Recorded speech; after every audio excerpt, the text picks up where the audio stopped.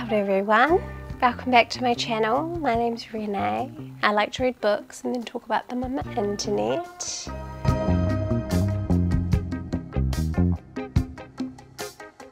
Hi, hello. Second time recording this today. I have got to stop accidentally deleting these videos on the camera.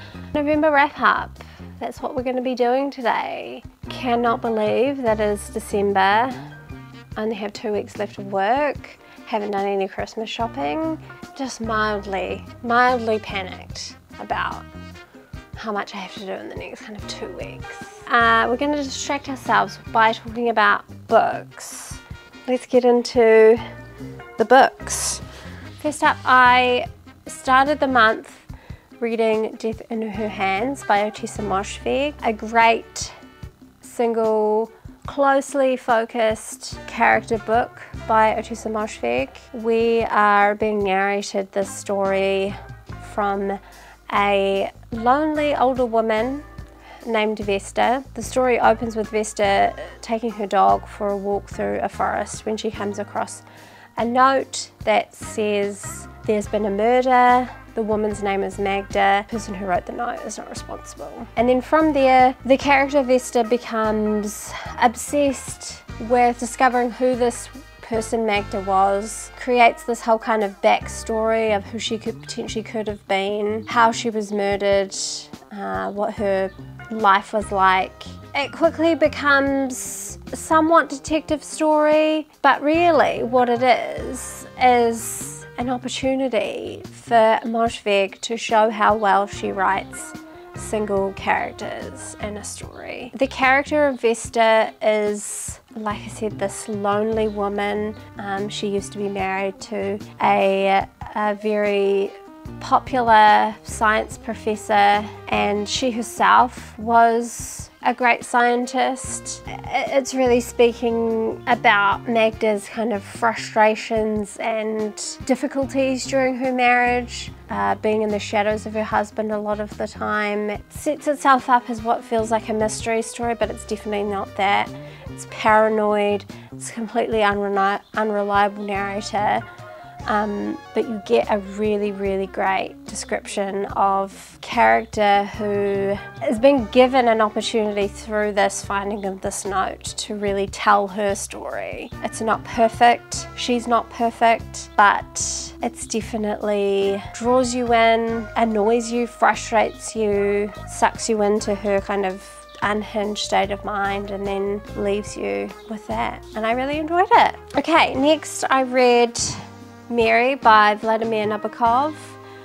This was my first Nabakov. Perhaps don't recommend reading this as your first. It is described on the back as a love story.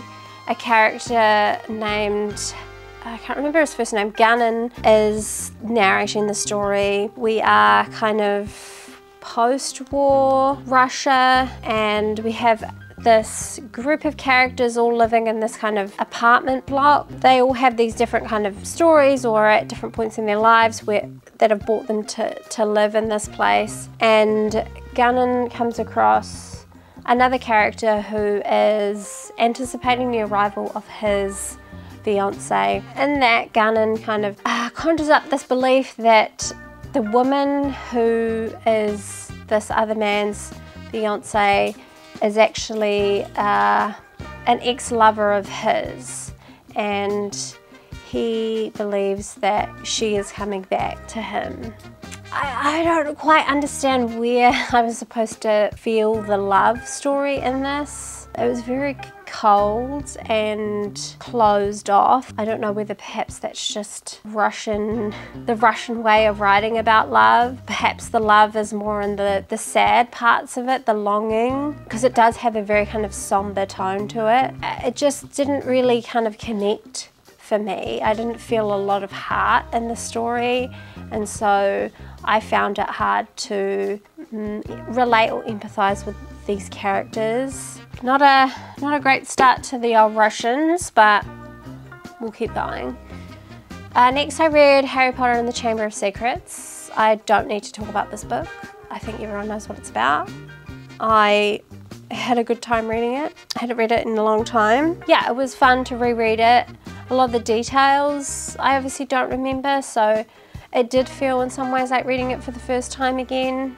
Still scary as hell. I was reading the Forbidden Forest scene with the spiders at night and I was absolutely terrified. So yeah, I'm still a big fat scaredy cat and these books are still definitely going to terrify me. Okay, next I've read Dolly Alderton's Good Material. Everyone is really hyped on Dolly Alderton. I was one of them in the past. I enjoyed Everything I Know About Love and Ghosts when I read them at the time. So I was kind of looking forward to this. I don't think I often read like new releases as quickly as I have this year, but I was excited to see what all the fuss was going to be about. People seemed to really anticipate this book and sing its praises. I was ultimately very disappointed with this one. The premise of the story is we have a character named Andy who is going through a breakup and not really dealing with it very well. He can't quite understand or accept why his girlfriend has chosen to break up with him. He is this kind of struggling comedian who is in his 30s and feels like he is still really trying to like figure his life out, especially after this breakup, and is just having a hard time.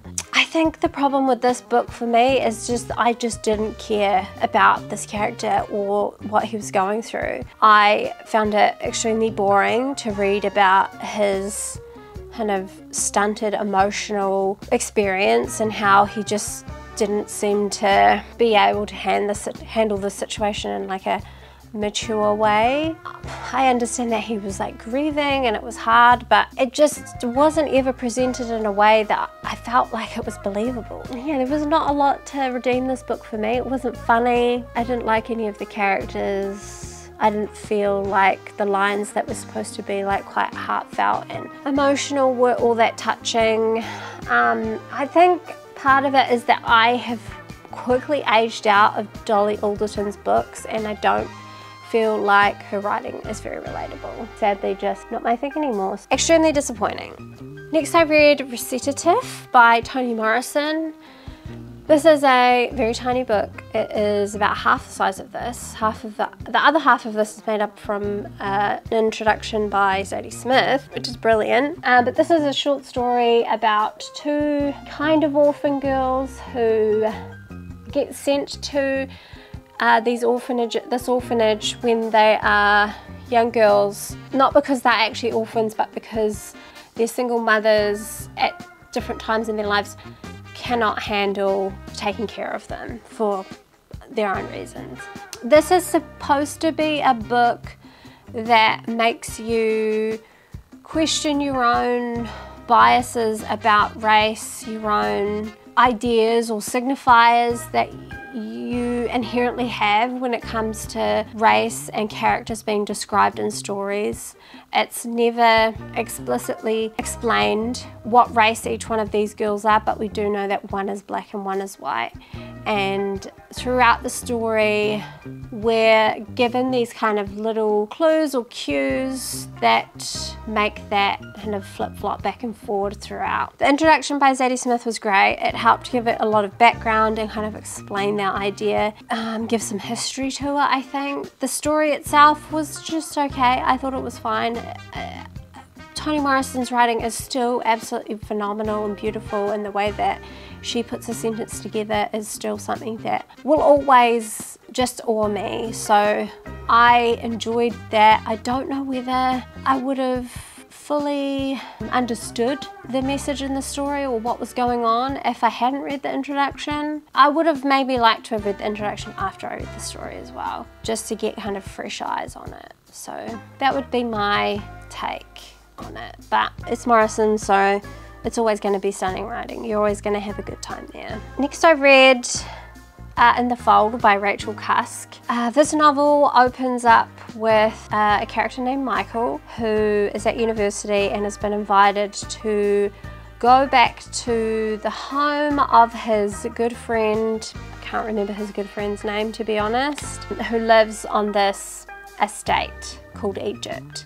He's been invited to his sister's birthday, and there he has his first encounter of the upper class lifestyle, and he quite likes it. Then we jump forward to, I guess, the years where he is married with a child. His marriage is not going well. Him and his wife have hit a point in their life where perhaps neither of them is happy with where they've ended up.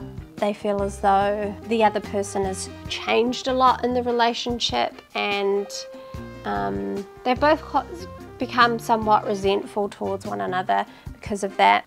To ease some of the tension, Michael decides to get back in touch with his old school friend and go to back to the estate, Egypt, that's what it's called, just have a break. He takes his son with him. There I think he discovers that complicated relationships in every family. The idea that this family who seemingly has everything and is rich and live this upper class lifestyle still have many of the same kinds of issues, if not much more dramatic. It's a book that's talking about class, it's talking about complicated and dramatic relationships, and I enjoyed it. I think I enjoyed this fiction by Rachel Cusk, which I haven't been lately. A lot of her fiction is kind of, her earlier fiction has been hard for me to kind of grapple with, but this one was a little bit funnier, a little bit kind of absurd. There were parts of it that I didn't quite believe. The dialogue between characters is a little bit unbelievable. People don't talk in verbose ways to one another when they're having heated arguments. It kind of pulled me out of the story when moments like that happened, but overall, I really enjoyed it. We did just go see Saltburn. It's nowhere near as weird as this, like not even close, but it's just got me thinking about that and those kind of movies or books where aristocratic rich people behave badly, but this is more kind of drama filled rather than like debaucherous. Next, I listened to Meaty by Samantha Irby. I wanted something just fun and easy to listen to on audio, so I thought I'd pick up one of hers, and I wanted to start from the beginning because I don't know, that just felt right. I don't know whether this is like a easy breezy book. It's definitely not. It's definitely funny. Samantha Irby is dealing or describing her kind of adolescence and growing up with absent alcoholic father and chronically ill mother, what it was like for her to kind of basically take care of herself growing up, her developing Crohn's disease when she was quite young, her decision to kind of use humour as a way to cope with these things. She sheds a lot of graphic detail on her sex life, her bowel movements, her eating habits, the rules she's put in place for herself in order to deal with her Crohn's and manage it. It is not for the light-stomached, is that the right word? It definitely did make me feel queasy at some certain points because she does not hold back. I don't know whether I regret listening to it, but I definitely had to like stop at one point and just be like, give myself a break for like a day because it just was a little bit queasy. But otherwise, she was a good storyteller. She read it herself, so I think as long as she's reading it, I will probably listen to more of her essay, memoiristic type books. Okay, next I read Sap-wood and Milk by Tuwhare. This is a collection of poetry. Tuwhare is a famous Māori poet. He is world-renowned and has a very distinct style of poetry. This is the only poetry collection of his that I've read. I know that he is quite well known for his signature way of using sound and also being quite playful in that use of sound and subject in his poetry. This came at a time where I really felt like I needed some levity in my reading, and also something that reminded me why being Māori is a thing to be proud of, because things have been shitty in this country the last few weeks. So I really needed that. Very joyful, very funny, cheeky, clever, familiar. If you know the comedy of Billy T. James, it has that definite kind of, that playful, honest Māori voice that I think offers real light moments to life. He is able to create a really vivid picture of what it is like, what it was like in New Zealand at a specific time. This is one of my prized possessions. It is not a hard collection, it's not an easy collection to get a hold of, and it's also accompanied with beautiful graphic illustrations by the artist Ralph Hortere, who is, yeah, another great Māori artist. So yeah, this is a real beautiful object that I own, and I'm very glad to have that. It's very special.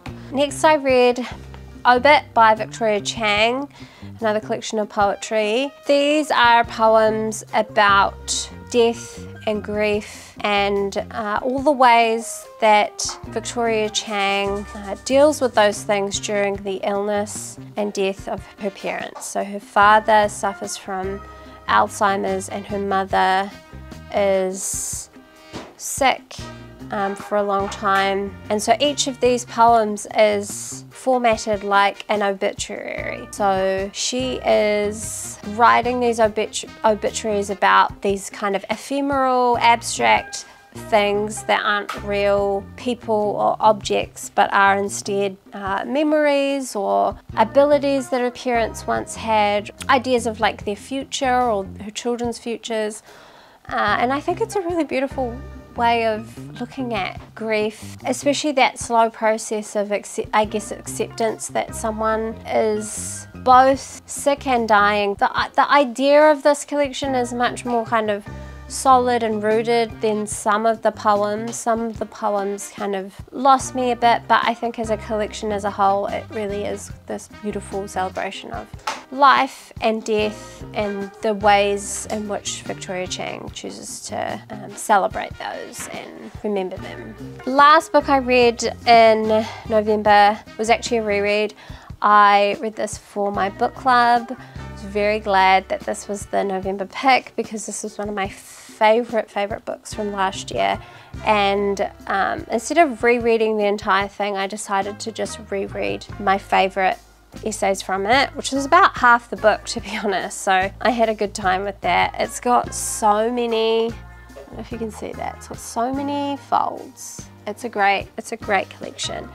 And that is Small Bodies of Water by Nina Mingya Powles. I think the thing that I loved about this book when I read it the first time is how blown away I was by Nina's age, but yet how wise and intelligent and thoughtful she is on the page. It makes her seem as though she is this intelligent, all-knowing being who has this real beautiful way of looking at the world. This collection is essays told in like a memoirist style. She is talking about identity, she's talking about place, she talks about nature, she talks heavily about her relationship to the ocean and to water and how that has always kind of made her feel grounded.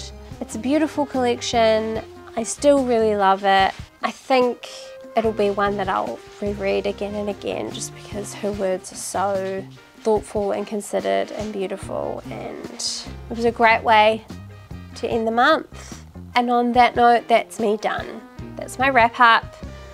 Hopefully you enjoyed it. Hopefully I gave good reviews and spoke well. We're getting to the end of the year, people. I definitely do not think I'll be reading 100 books this year, but we're gonna have fun in the last few weeks of December and just read stuff that makes us feel good. But yeah, let me know how your reading month went in November. Do you have any highlights? Are there any books that you are saving up for the end of the year? that you think are going to be bangers. Let me know. I'd love to hear from you. Thank you for watching, and I'll see you next time. Ka kite.